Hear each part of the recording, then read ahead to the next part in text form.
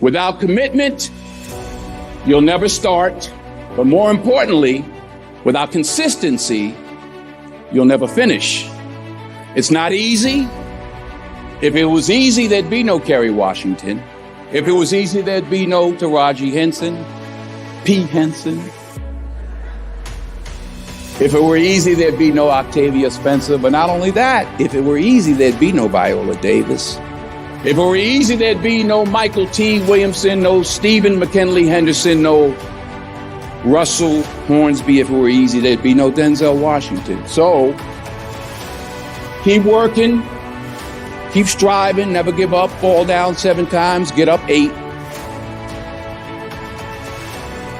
Ease is a greater threat to progress than hardship.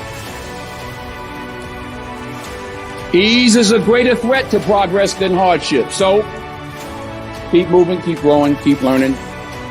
See you at work. We tend to base our self-esteem on what other people think. And that's not really self-esteem. Self-esteem is supposed to be how we feel about ourselves. And I was just saying how dangerous it is to allow other people to determine how you're going to feel about you. And it's kind of like looking into a broken mirror. You're going to look in a broken mirror and then change your face to try to look good in this defiled, busted, broken mirror. And it just, other people's opinions is a really shitty way to determine how we feel about ourselves. You'll never see a U-Haul behind a hearse. I'll say it again. You'll never see a U-Haul behind a hearse. Now, I've been blessed to make hundreds of millions of dollars in my life. I can't take it with me, and neither can you.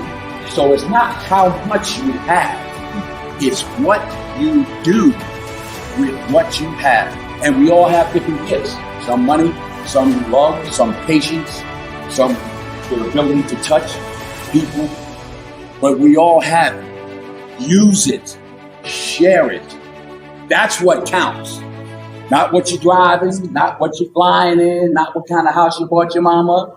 Dreams without goals are just dreams. And they ultimately fuel disappointment. Goals on the road to achievement cannot be achieved without discipline and consistency. I pray that you all put your shoes way under the bed at night so that you got to get on your knees in the morning. The one thing I'm the most happy about in terms of my career is the fact that I got there with the grace of God, first of all, but short of that, I got there just by working hard, not partying with the right people, not compromising myself in any way or cutting any kind of deals, just by working hard, just by plugging along, sawing wood, as I like to call it. I'm a 20-year overnight sensation. I don't get life mixed up with making a living. I was there for all 4 of my children being born. When the first one was born, I recognized the difference between life and making a living. Their life, our family's life, acting is making a living. Well, what do you think the biggest difference between doing a play and it's a cliched question, but I'd be interested to know your answer. I think a part of what Viola just said is that you get to dig deeper and you get another day. Right. And you get the energy. Mm-hmm. You do a movie and it's 200 people that are used to it and they don't care and everybody's doing their job and it comes in a theater somewhere and you're picking your nose at home somewhere, clipping your nails. There's no energy. Right. When I was on Broadway 5 years ago with Julius Caesar, I made a decision to sign autographs every night. What I did. Oh yeah, it ain't happening this time. No. Only as I rub my knees, only because my knees are bad, it's hard for me to stand. But. And why did you decide to do that? Well, I wanted to say thank you. Uh-huh. It was my way of saying thank you. Mm-hmm. And the first night, it was like 5,000 people out there. I said, okay, wait a minute. Everybody who has playbills from our show. So, yeah, because it was like people were just wandering up the block. I was like, wait a minute. I forgot I'm on, 42nd Street. I was like, wait a minute. But honestly, you were signing for weeks. The energy, and I was out there an hour and a half every night, every show. But the energy you got back, the stories, the 5 little old ladies who just drove in from Detroit.